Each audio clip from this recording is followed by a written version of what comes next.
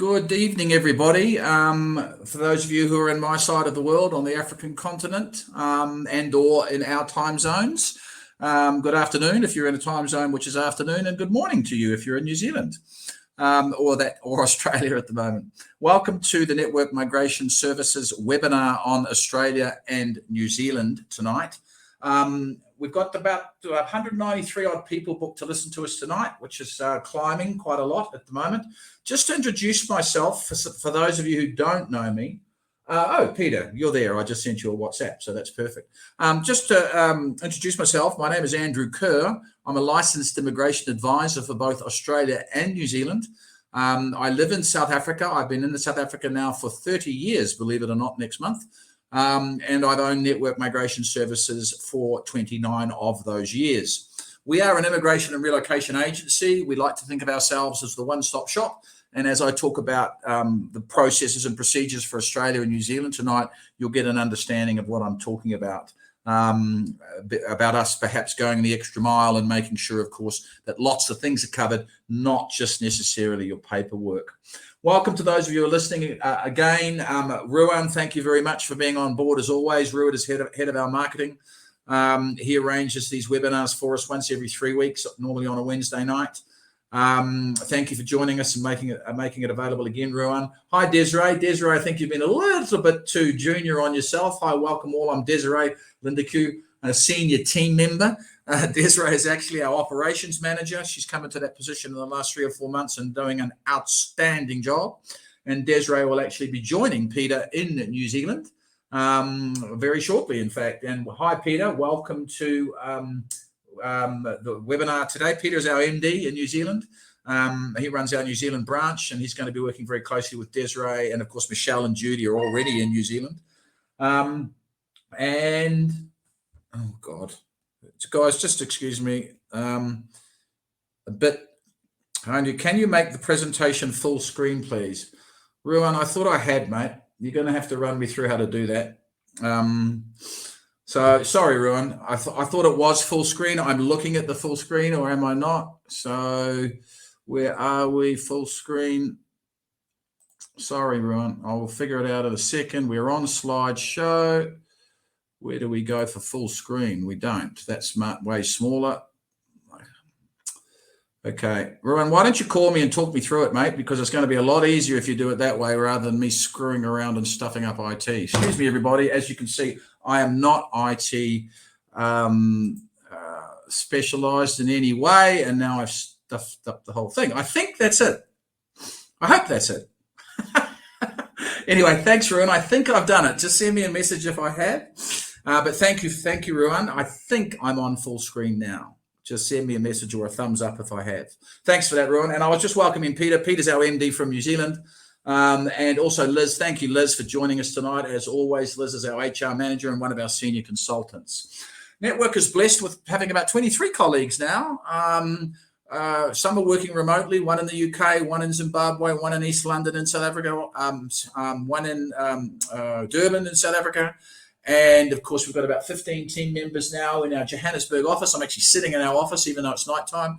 It's easier to do it from here with all the load shedding that's going on in South Africa at the moment. It's a nightmare. And those of you who are putting up with, thanks, Ruan, those of you who are putting up with, of course, load shedding, etc., know exactly what I'm talking about. The Afrikaans word, if I can get it out of my throat, is gutful. We've just had enough up to here with it. Anyway, it is what it is, and we've just got to deal with it. Peter has now been in New Zealand for nearly 7 years. I think, Peter, I'm right. Now 6.5 odd years. And Peter is, as I said, our MD of New Zealand, and will help you guys with the all-important process for New Zealand of job training. And I'm going to invite Peter in about 10, 15 minutes just to have a very quick chat as to how that actually process works. Okay. Okay. So Ruan already put on the chat room on the right-hand side in the questions my email address. It's andrew@networkmigration.com. And if you want to be assessed or have any questions or queries, please just email me. All our assessments are free. We don't charge for them. I don't charge for the information I'm going to give you. We give you the full processes from beginning to end, all of the costs involved and all of the procedures. And then if you want to have a one-on-one with me, we can do Zoom, Skype, Teams, or Google Meet. I run my own diary, so you'd have to contact me for that at andrew@networkmigration.com. But as Ruan mentioned earlier, if you want to be assessed, then please just send me your CVs. I don't care what they look like. They don't have to be perfect. I really just need to know the basics of you and the structures of your family. And if you're in a relationship, please can you send me both the CVs? You might think your spouse maybe has nothing to contribute, and often that's not the case. They do, especially if it's for New Zealand, because you get bonus points for spousal job offers and things like that. So if you can send me both the CVs, please. And as I said, I don't care what they look like at the moment. They're not going anywhere bar me, okay? And then I'll send you what we call a pathway to residency back with everything on it. And then if you want to have a consultation, they are also free. So I just want to say a quick thank you and a shout out to our service providers. They're down there on the bottom left. That's just some of them. Some are in New Zealand, some are in South Africa. It's pretty obvious what they are, from the banks through to Animal Travels, through to financial advice from Apex in New Zealand, through to wealth advice, etc. Pearson's and Chris and his team, thank you for always being there regarding the English language tests, etc. You'll notice my MARA registration numbers and my Immigration Advice Authority. MARA is Australia, IAA is New Zealand. Thus, they're there for you to see. And if you're going to get advice from anyone, please make sure they are a licensed advisor. You must get information from a licensed advisor because that protects you as the consumer. Any money you pay to an advisor's organization like mine is held in trust, and those monies are only drawn down as we achieve certain goals through your migration process. You'll notice I'm also a member of the New Zealand Association for Migration and Investment and the Migration Institute of Australia.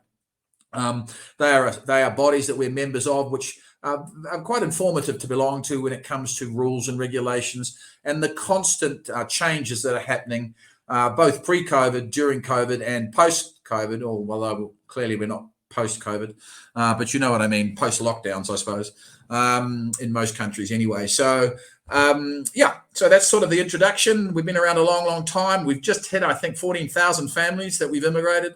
And now, frankly, in those first sort of 10, 15 odd years, most of our clients were based in South Africa or Africa, and they still are.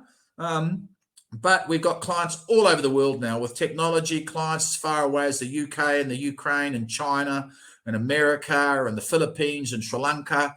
There's really not anywhere in the world that we can't handle for you to go to New Zealand and Australia. But please make sure you're getting the information from a licensed advisor. There are a couple of companies out there that walk the very thin line. I'm not going to mention names, but they allow non-licensed advisors to do the initial consultation with you, and that's just a no-no. If you're a New Zealand registered agent, then you have to be licensed whether you're onshore or offshore in New Zealand. If you're Australia, ironically enough, you only have to be licensed onshore in Australia. Offshore, they haven't made it compulsory. They've been talking about making it compulsory for many years, but they haven't yet. So anyway, just make sure that even if it's Australia, just make sure the person's licensed. It means they should know what they're talking about. Okay, so let's sort of start the slideshow. About Network, we've already told you about us. The company's been around a long, long time. I'm going to go through Australia visa and points shortly, then New Zealand visa and points. I've talked about our relocation partners. We'll touch on that. And then if you want to type a question, please type it into the chat room. And if it's a question on the migration side, I will answer it later, specifics on migration. But if it's just a general question, then you'll probably see an answer from either Peter or Liz or of course, Desiree or even Ruan may answer. But I will have a quick squiz at the end for 5 minutes and just go through the questions that haven't been answered. But most of those questions will be answered tonight. And clearly, if you've got any specifics, just email me, andrew@networkmigration.com. Right, so we've talked about us. Let's not go into that. That's me a couple of years ago. Australia. I lived in Australia for, 11 years. I loved it. It's a fantastic country. It's huge. It's one of the biggest land masses in the world as a country, of course. And each city in Australia is incredibly diverse.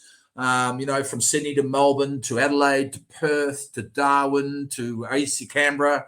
They're extremely diverse. So all the states and territories of Australia, there's 8 of them, they're quite different and different sort of living styles in those particular states. So, 25.5 odd million people in Australia, and clearly a big country. And very recently have started to open up their visa pathways.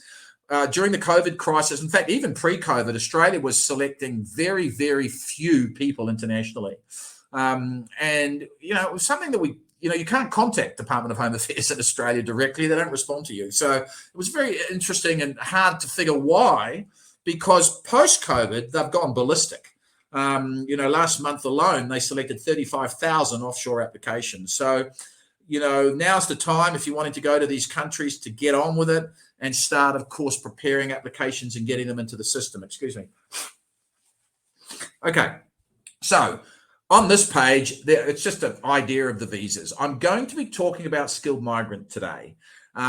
Student visas, pretty straightforward. Family visas, of course, maybe being sponsored by a child into these countries. Business visas, of course, they're too complicated to talk about in a general talk session like this webinar. So if you want some information on investors or family or being sponsored by your children, or opening a business, or just a general work visa, a short-term work visa, or student, or whatever, please just contact me and I can send you all that information, and we can have a session where I can run through the do's and don'ts of those types of visas. Okay. So in Australia, talking skilled migrant at the moment, the current selection criteria is based on a few things. Now, I'm not going to run through these in detail. If you've got a phone, take a screenshot of it or a picture of it. If you're on your laptop, take a screenshot of this particular page. There's another page coming up in a second. I'm just going to point out a couple of basic things here for Australia. First of all, you'll notice on the left at the top here, if I can bring the cursor over here, your age limit for a skilled migrant visa into Australia is 45. New Zealand is 56. So Australia is not going to allow you in if you're over the age of 45 as a skilled migrant. You could do a business application or an investor application, but as a skilled migrant, you will not be able to lodge an application if you've already turned 45 years old. Okay, so I agree. I think that's a bit young, but it is what it is. So we've got to deal with that. And there's your age points, of course. So, and these are the points you get when you've submitted an application. Australia, 99% of the time on a skilled migrant visa, you're also going to need to have a tertiary qualification or a post-matric qualification, either a diploma or a trade or a bachelor's or a doctorate or a master's, okay? If you don't have those qualifications, the likelihood of you getting into Australia is virtually zero. So don't ask me why. I don't make the rules. They are the rules and regulations. 99% of the time, you've got to have a qualification, and it needs to be assessed prior to you lodging the application. The other thing, of course, is English. Australia, it's essential that you, well, it's not quite true. It's nearly essential that you need to sit an English test. And the reason I'm saying nearly is because you could be sitting in London at the moment, or Ireland or America or Canada, saying, hey, I don't need to sit the English test because I have a Canadian passport. You're quite right, you don't. But if you don't sit the test, you don't get the points. And it's extremely likely that you will need these points in order to get over, or 65 or over. So there's 4 odd tests you can sit depending on your qualification. And clearly, I'll let you know what tests you can sit and the costs of those as and when you've emailed me your CVs and I'm getting back to you. Points for skilled employment, just note here, it's 3 out of 5 years, 5 out of 8 years, or 8 out of 10 years. And the skilled employment must be related to your assessment. So it's got to be related to your qualification, that same unit group you're in, be it IT, be it accounting, be it trades, be it interior design or whatever it might be. You've got to have the work experience related to your qualification. And for Australia, you cannot count any work experience that is pre-qualification. Okay, so you've got to be careful there. You could with an IT maybe. So, with Australian Computer Society, you're going to have quite a bulk of work experience, because they're one of the assessing authorities that will possibly give you a positive assessment without having the relevant degree. They're one of the few. The only other one is IML, the Institute of Managers and Leadership. So if you're a senior bank manager, for example, and you're under 45, you possibly don't need your qualifications assessed as well. So they're pretty much the only 2 assessing authorities, well, they are the only 2 assessing authorities that would not normally require your qualification. Trades, you might get away with a positive assessment. Anyway, we'll talk about that as you're sending me your CVs. And then you'll notice you get bonus points. Well, let's just go to the next slide. you'll see here that you can get bonus points for lodging a sponsored application, either a 491, which is regional. That's where you get 15 bonus points. Basically, I'm not going to go into too much depth, but on a 491, you cannot, for the first 3 years of you living in Australia, you cannot live in Sydney, Brisbane, Melbourne, or the Gold Coast. So you live anywhere else except those particular regions. So that's why we call it a regional sponsored scheme. Okay. And then, of course, you're on a 190, which those of you who know about Australia will know it's a state-sponsored visa where you sign a declaration. It's still residency up front, and you sign a declaration that says you're happy to live and work in the sponsoring state. You get bonus points, of course, if you've got highly relevant skills with your partner. If you're single, you get bonus points. Clearly, if your spouse is an Australian citizen, you can get bonus points. But quite frankly, if your spouse is an Australian citizen, you might as well do a spousal visa. And you can also get bonus points for your spouse not being an Australian citizen, but sitting the English language test as well. Now, there are three main, on skilled migrant, there are three main visa types you can apply for. 189, subclass 189, subclass 190, and subclass 491. A 189 is what I call the blue chip visa. When you get granted a 189, you can live where you want and do what you want. A 190, I've already mentioned, is state-sponsored. You're signing a declaration that says you're happy to live and work in the sponsoring state. And a 491 is also state-sponsored, but it's regional state. So you might get sponsored into South Australia, for example, and the whole of South Australia, like Adelaide, everywhere around it is regional. But because it's a regional application, you can live in any regional area. It doesn't necessarily have to be just in South Australia. Okay. So very quickly, when you're coming on board for any country, Australia and New Zealand, you're allocated a team member. We call them file managers. The file manager would send you what we call a starter pack, which is quite simply a documentation checklist. And that documentation checklist is personalized to you and to your qualifications, your family structure, your age groups, etc., and what we need from you in order to make this process successful. So people always ask me, what's your success rate? I mean, I've done 14,000 families. I can't remember failing on more than maybe 5. And a lot of those situations were untowards, like medical conditions that weren't aware of when they started the process, etc., etc. So these are the, excuse me, these are the sorts of things that we can talk about as and when we have a chat. So step one is you get the starter pack from us. Step one would either be to do your English first or your skills assessment first. And the reason it's either or is some assessing authorities, for example, accountants, you've got to sit the English test up front. Same with engineers, for example, same with teachers. Whereas if you are the interior designer I talked about earlier, you have to sit the English test, but your assessing authority, VetAssess, doesn't require it up front.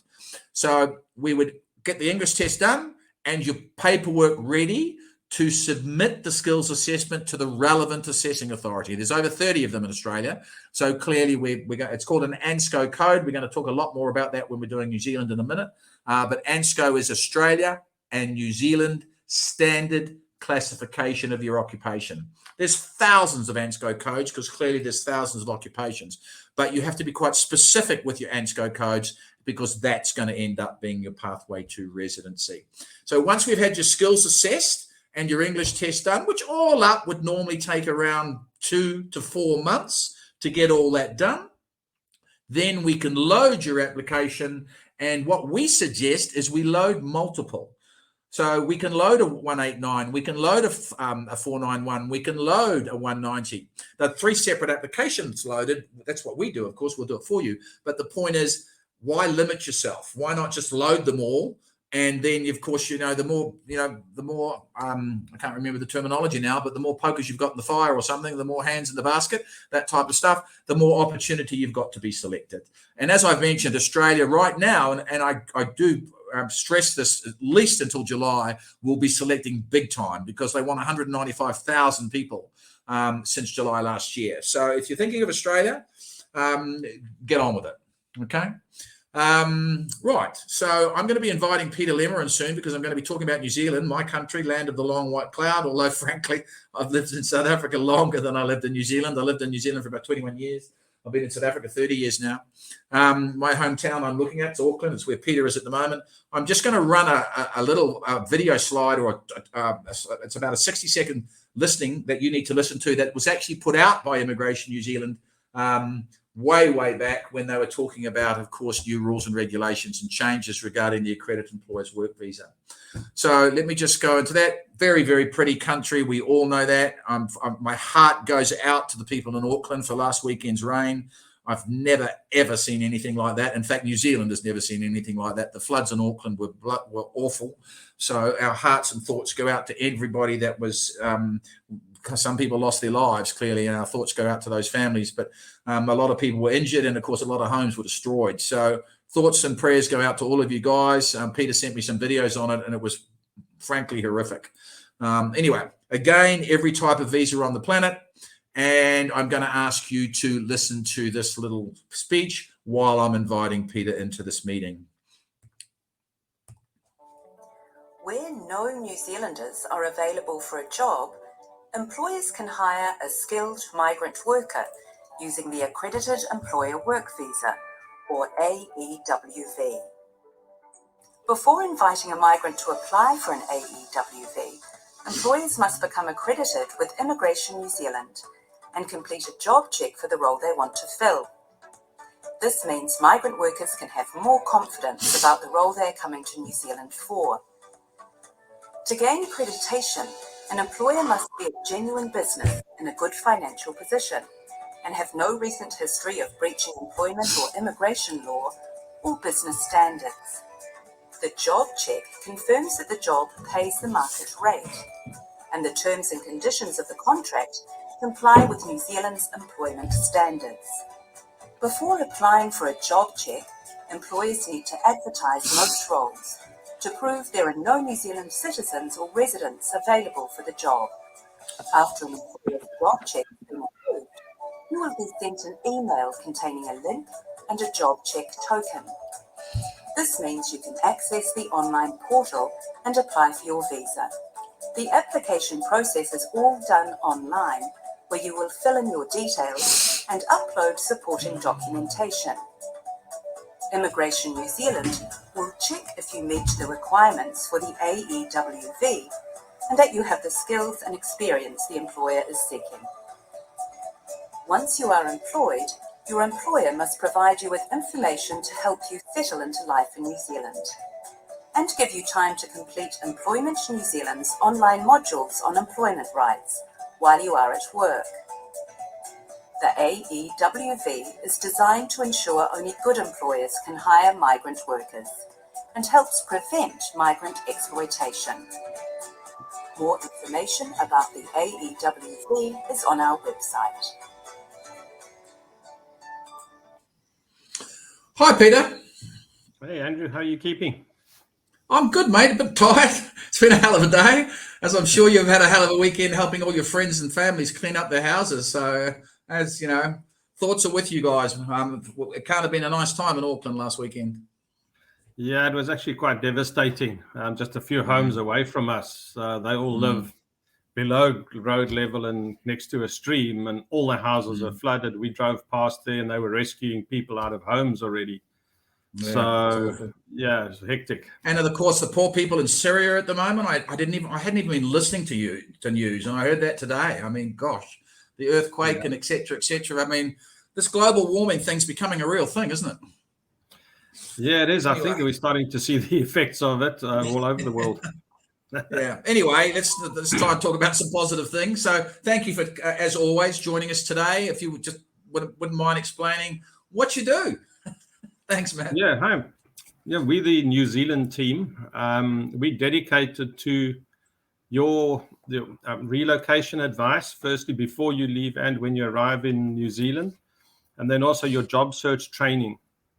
That's purely what our team is dedicated to, and I don't know any other migration company who has a team purely dedicated just to helping you migrate through this whole process.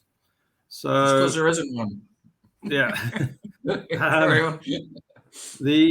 So what we do firstly with the relocation advice is before you come on a visitor's visa to come and job search, or if you come across you've got a job and you're coming across a work visa, we start preparing you for the journey. We give you checklists on what to do, how to wrap up your lives, things that you've never even thought about. We've got in there. We even talk about the stress of immigration with you, that you can handle the stress of immigration even better. Then before you leave, we have a meeting just to check that you are okay. When you land here, we also then have a meeting within 2 days. We allow you to sleep off a bit because people aren't very compass mentis after 36 hours of flying. And then we help you settle in, either on the job search side. We help you with the jobs, seeing how you've progressed with your job search, talking to, you, calming you down. And then also just helping you doing things like, if you're on a work visa, to get your tax numbers sorted out, to get your driver's licenses converted. So we hold your hand in the whole relocation process. We put you in contact with all our partners that Andrew mentioned in the beginning. But the most important part really is the job search training, because as Andrew said, you need a job offer first in New Zealand before you can get your work visa. So what we do is we take you through the 4-pillar approach, which we've designed. And this is now to get you to start networking and to start marketing yourself while still sitting in South Africa. It's way too late to come and land in New Zealand and then expect to start networking and setting up meetings. You must have set up meetings before the time. We introduce you to recruiters if we have a recruiter in your field. We don't have recruiters in every single field, so there are only certain roles that we can help you with recruiters. But what we do is we help you on your personal side set up your LinkedIn profile. So that's pillar 1. We search an engine, optimize your profile, and helping you become noticed in searches and when people are searching. So that pillar 2 then is where we start teaching you how to connect with people at 5 different levels. These 5 different levels are critical. People only normally start connecting with people at 1 or 2. But 5 different levels gives you much bigger exposure. Pillar 3 is that we then teach you how to start marketing and branding yourself, how to start building relationships. And that's the most important part, is to build relationships with people in New Zealand. We build those relationships at different levels. Then pillar 4 is we give you culture and interview training. Now, you really need to understand the culture of New Zealand, because it's totally opposite to South Africa. If you walk into an interview with a South African mindset, you're going to have a bit of trouble. So what we do is we teach you on how to change your mindset and how to prepare. We give you about 30 or 40 questions to prepare before the time, and we teach you a certain method of how to show your value add and get your value add across to the company, which then makes yourself more attractive to them for the company to hire you. This job search training, if you're still hesitant about the whole process and want to test the job search market first, there is an opportunity for you to do our job search training with the New Zealand team first. And we help you with writing your CV, rewrite your CV in New Zealand format. We do all this training. And if you then see that there's value in this whole process and you want to then do the visa side, we then discount the training fee that you've done here on Andrew's visa fees. So that gets subtracted off at a later stage. So you can do the job search training. This job search training can get you a job anywhere in the world. Finally, enough, some people I train are saying to me, "Oh, I've got a job offer from, the USA, or I've got a job offer. This person noticed me in Ireland or somewhere." They're getting, people are starting to chat to them from all over the world. And this training is actually for anywhere in the world. It's a generic training which teaches you how to market and brand yourself. So if you want to do it separately first, you can do that, or it is free as part of Andrew's visa fees that he charges. For our clients, we do all this free for our clients. And can I jump in there just a second, Peter? Sorry, just to say that since New Zealand opened its borders, they officially opened the borders on the 1st of August, as we all know, last year. But they opened their borders on the 14th of March last year for anybody earning $84,000 and above. And all of a sudden, by the end of March, I think we had about 20-odd job offers. I mean, it was quite phenomenal. By the end of April, we had 76. We've done over 200 offshore work visas based on, some of these clients have got jobs on their own, of course, but a lot of it has to do with the training that you're talking about, Peter. And, I really need to emphasize that I mean, you guys are all asking here in some of your questions, is there work for IT? Is there work for this? Is there work for that? You're going to a country where unemployment is less than 3%. Now, I know if you're coming from Africa, that's really hard to wrap your head around, but 3% means that they're screaming for skills across the board in most occupations, or would I be wrong, Peter?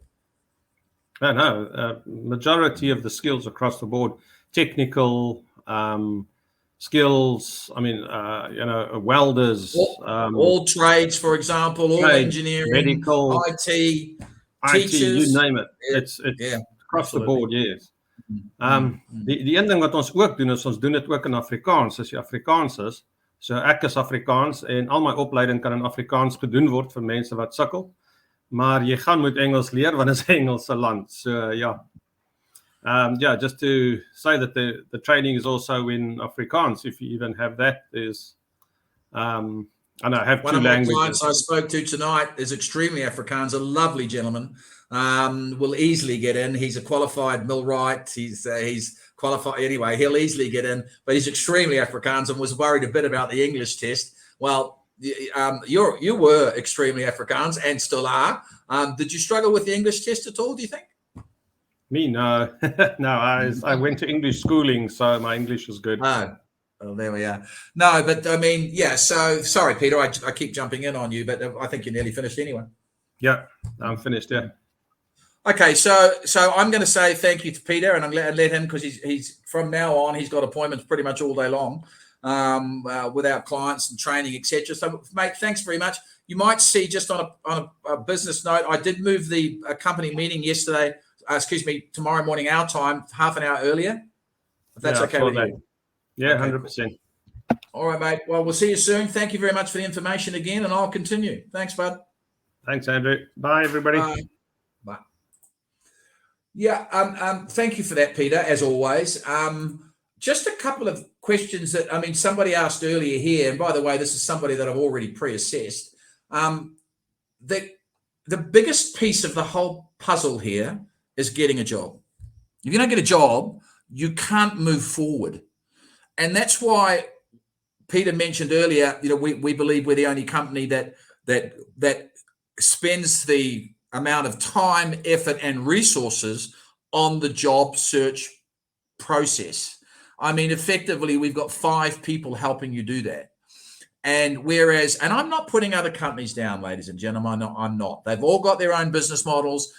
We call some of them the bare minimum. If they want to do the bare minimum and charge you for it, fair enough. Okay. But when you start paying organizations, advisors like us, et cetera, just understand what you're paying for and shop around. I mean, you all are doing that anyway. I mean, technology today allows you to shop around. So just understand, though, what you're getting from the money you're paying. That's extremely important. We take this process extremely seriously because this is your life we're mucking around with here. You're not a car, you're not a piece of furniture. This is your life and your future. So just understand if you're shopping around what you're getting for your hard-earned rand, dollar, the rupee, or whatever you're doing. Thanks, Peter. Okay, cool. And then Manus, good question, because it's the most stupid rule that I think anybody has ever come up with. And in the current minister's defense, he didn't make this potential rule about the spouses. The Right Honourable Minister Christopher Foy did before he resigned. Now, when it was brought into Parliament, it was attacked straight away by the opposition because it's a stupid rule. Okay, it was supposed to come in last December. It hasn't. It was being deferred until April. And even then, I don't think it will, Manus, because if you think about it logically, you're saying your spouse can come in. However, your spouse has a visitor's visa, so they can't work, so they can't contribute to the economy. It makes no sense. However, let's assume it does come in. The only person that it would affect detrimentally would be what I would call a domestic engineer. Let's face it, housewives work just as hard as anybody else, or house husbands work just as hard as anyone. Bringing up children full time is hard work. I've got children. Most of you possibly have got children. You know this. But if you haven't worked for the last 20 years, then you're probably going to struggle to get a job offer. But if you are a domestic engineer and you also are working, then all it would really mean is that the spouse has to qualify for the work visa in their own right. And they will do that clearly if they've got a qualification, it won't be a problem at all. Or if they've got between 3 to 5 years work experience in one occupation, they will still probably qualify. Which brings me to my next slide here. Because when you get a job offer in New Zealand, it's all about getting the job, sure, but it's getting the right job at the right costs as well and income. So what New Zealand did last year when they brought in the accredited employers work visa is they've given you basically 4 pathways to residency. Okay, so getting you in on a work visa, and Ruan, what I probably should have done is these slides here, and I know we changed them today. I should have actually put before green list tier 1. So mate, if we can do that tomorrow, I know it only takes you a few minutes. Okay, thanks, Naval. Thanks to CV, mate. We'll get it off you tomorrow. Okay, so it comes down to, if you're going to be granted the right to work in New Zealand, here are the salary levels which would give you a potential or confirmed pathway to residency. So if your occupational code is a 1, 2, or a 3, it's currently at $27.76 an hour. However, we're going to throw this slide out before the next webinar because it is jumping to this as of the 27th of February, which is what? 20 days away, 19 days away. So let's work on this slide. You need to be offered a salary, if you're on an occupation level 1, 2, or 3, at $29.66 an hour, which as you can see is just under $62,000 a year. And quite frankly, you should be getting that type of work if you're in a professional type of position, okay? If you're not offered that salary, then you will not have a pathway to residency in most cases, okay? If you're on an occupational skill level 4 and 4 or 5, you need to be offered to have a pathway to residency $44.49 an hour. Now, an occupational skill level 4 or 5 are generally lower skilled occupations. So to get $92,000 a year with a lower skilled occupation ain't going to happen. All right. So what New Zealand's trying to do is saying we want skilled people. We don't deem you skilled by way of the qualification you've got, or, and Australia doesn't do this, remember, or the work experience you've got. Because if you're on an ANSCO skill level 1, you might need, it's either a degree or 5 years experience most of the time. So you might not have the degree, but you've got 5 years experience. So that means you're still qualified to apply for the position as long as you're earning a minimum of $29.66 an hour. We don't do a lot of ANSCO 4s and 5s at the moment. We're doing a couple of them because some of them are on special conditions. Truck drivers, for example, are coming into this particular category. I believe that's happening pretty much as we speak in this month. So it's a case of identifying the job offer based, of course, on your skill set. And your skill set is by way of your qualification and work experience, or just your work experience, or just your qualification. I mean, you might be 22 years old and you've just qualified with a BCom in informatics. You haven't done any work. Well, that's no problem. It means because you've got the degree, you can go to New Zealand, get a job in IT, and as long as you're earning $61,692 a year, you'll have a pathway to residency from that. You might have to work a little bit longer to build up your work experience, and when I come to the point, you'll see that. But when you get a work visa in New Zealand, 99% of the time, it's granted to you for 3 years. Okay? So let's just come back to the pathways to residency from a work visa.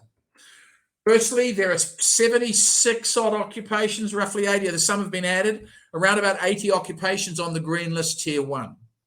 If you get a job offer that is on this green list tier 1, and you're meeting this minimum salary requirement, which clearly you would, everybody on here is going to earn more than $62,000 a year, then you must have the qualification that New Zealand immigration is asking for. If you don't have the qualification, you can't use green list tier 1 to get in. Doesn't mean you can't get in. You'd probably then use skilled migrant category, which is points test, which I'm going to show you shortly. But green list tier 1, these occupations with the relevant qualification and, of course, the job offer must meet the requirements. Okay? You've also got these, excuse me, these are being added as of the 15th of December, midwives, doctors, auditors, and nurses. The minister has been hassled big time by the opposition to get nurses on green list tier 1, and good on him, he's finally done it. Okay, now these are green list tier 2 occupations. So plumbers, diesel mechanics, secondary school teachers, early childhood teachers, and by the way, and primary is also being added to this list as well. Primary. So in other words, all teachers, early childhood, primary, or of course secondary, are going to be or are green list tier 2. Okay. If you're on this list, remember, green list. What I didn't explain, is on this list, you've got an option to go straight to residency, which is fantastic. That's never been available before. We did 2 of them just before Christmas. They were approved in 2 weeks. The general processing time for a straight to residency application is 8 weeks. So you could bypass the work visa as long as the employer is happy to wait 8 weeks for you, and then go straight to residency with green list tier 1. Green list tier 2 is you're getting a 3-year work visa, and after 2 years of working for the organization, you then lodge your residency application. Okay? And these are added as of green list tier 2. These are being added. Well, there we are, primary school teachers at the bottom as well. So they're also being added from March this year. Okay, not quite yet, but only a couple of weeks away. All right, I'm assuming you've all taken photos and screenshots. Munya, arrange Liz will answer you there, Munya. Arrange a consultation with me, mate. Whatever you're doing, you're probably not doing that right, and I'm not saying that to upset you at all, but there are many little things. I mean, you just talked to Peter. We put a lot of time and effort into the job search training and processes, and clearly, with all due respect, some of what you're doing is not probably right. Although that brings me to, let me just finish this and I'm going to tell you what else happens. Okay, so roles exempt from the accredited employer's medium wage are these roles here, but you can only get a 2-year visa with a 12-year stand down time, which means that you're in New Zealand for 2 years, and if you can't change to a residency pathway in those 2 years, then you've got to leave the country for 12 months. Bit weird, but anyway. And here's the salary level. Oh, they're the old ones. We've done the salary levels. Okay, so this is skilled migrant points. So you've got green list tier 1 points. Green list tier 1 to residency. You've got green list tier 2 to residency. You've got high income to residency as well. That's going to be this one here. It's got to be confirmed. It'll be confirmed by the 27th of this month, but it'll be around there because it's double the minimum, double the hourly rate from here. So if you're earning $123,500 a year, you'll get a 3-year visa, and after 2 years of earning that money, automatic residency as well. Okay. And then just jumping over to the points test, here are the points. Now you'll notice the difference here. Take a screenshot of this page. There's all your work experience points here. 2 years, 4 years, 6 years, 8 years, and 10 years. Plus, if you've worked in New Zealand for 12 months, you get 10 bonus points. Now, clearly, it's obvious that the work experience must be related to your ANSCO code, to your occupational code. So you might, for example, let's say 25 years ago, you're a motor mechanic, and you did a trade test, but for the last 15 years, you've been a fleet manager. You've managed a transport fleet. So you can count the 40 points that you would get for having a trade test as a motor mechanic, okay, which is on the next slide here. There's your qualifications there. But because you've got 15 years as a fleet manager, and a fleet manager is an ANSCO skill level 2, you could claim full points for your work experience. Because if it was only 10 years, let's say you only had 10 years of fleet manager, let's come back to the slide here, then because you don't have a qualification as a fleet manager, and you've only got 10 years, immigration will take 3 years away from you to deem you qualified. So clearly you could only claim 30 points as opposed to claiming the full 50. Okay. So, yeah. Okay. So let's just go back to the slide. So you've got points for a trade, points for his degrees, and points for doctorate and masters there. There's your age points there. Okay. And as you can see, cutoff age is 56. So, and then of course, if you get an offer of employment, if your partner gets an offer of employment, it's 20 points as long as the job offer meets the requirements and the salary requirements.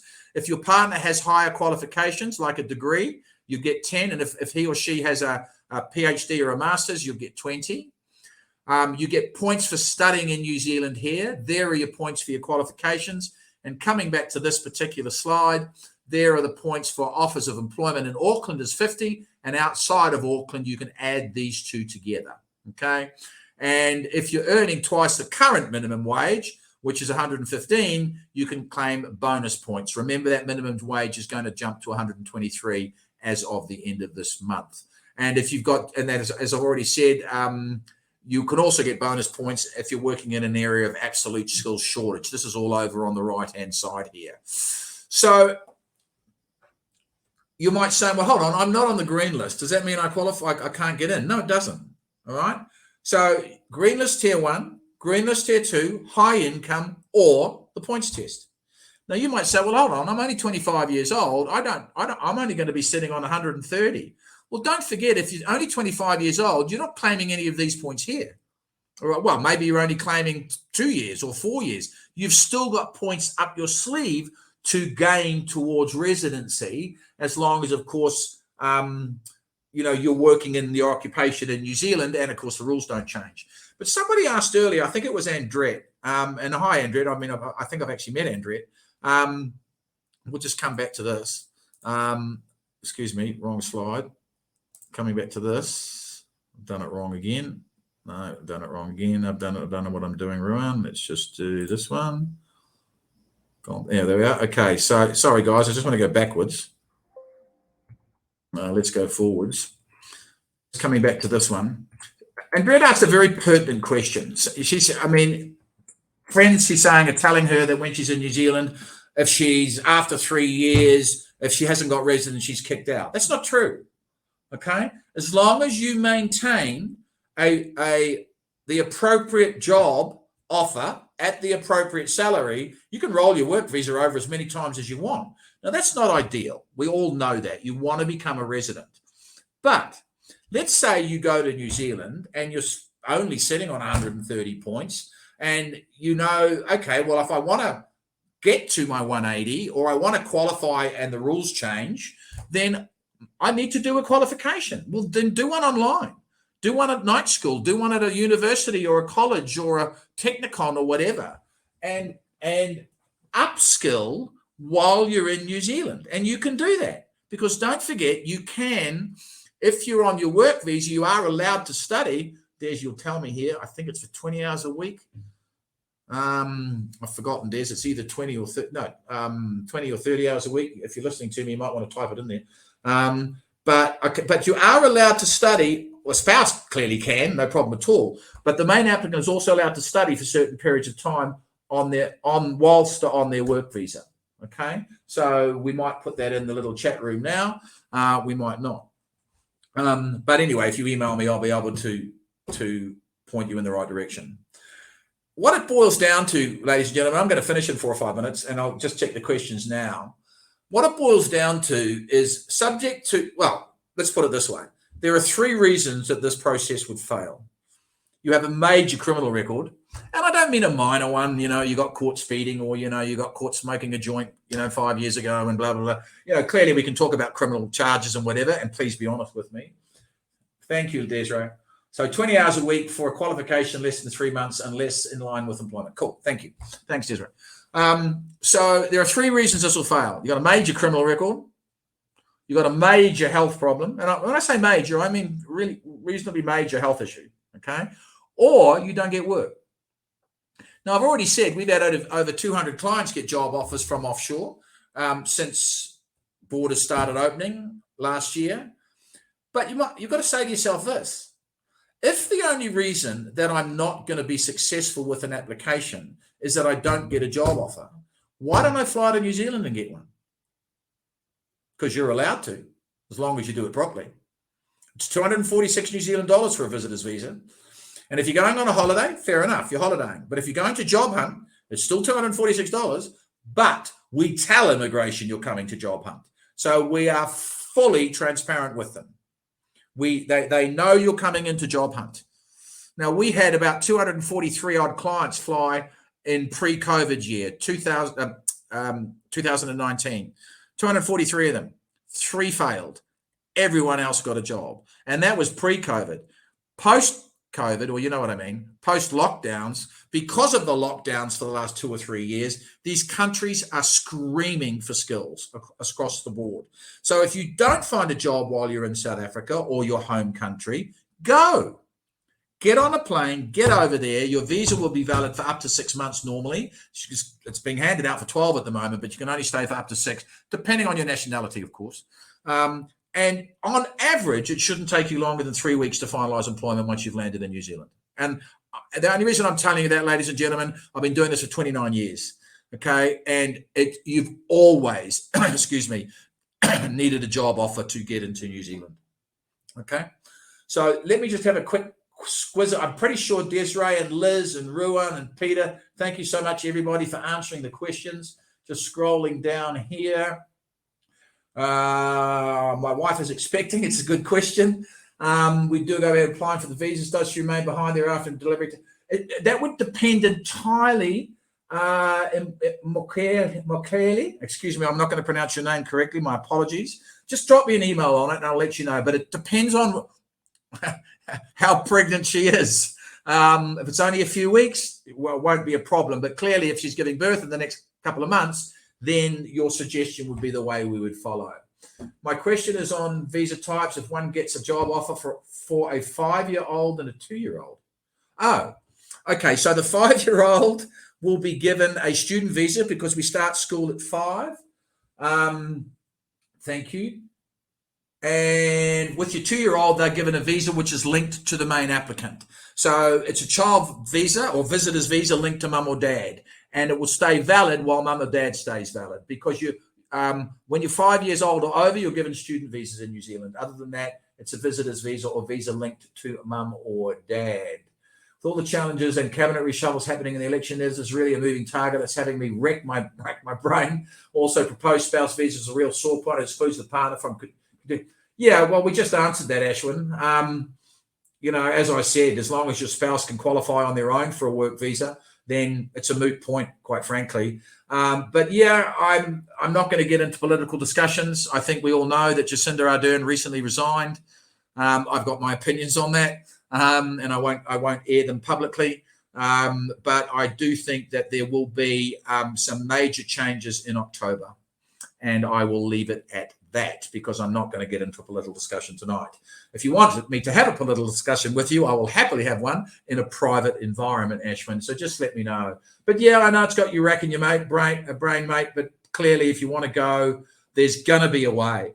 There really is. And quite frankly, that's what we're here for. We're here to think out of the box with you. We're here to make sure that if you take this journey is successful. It's as simple as that. Desiree mentioned earlier, I think, and it's still in the little chat room here, if you're only eligible for a work visa, I'm going to tell you up front, and then I'm going to tell you up front how you can eventually convert that work visa to a residency visa.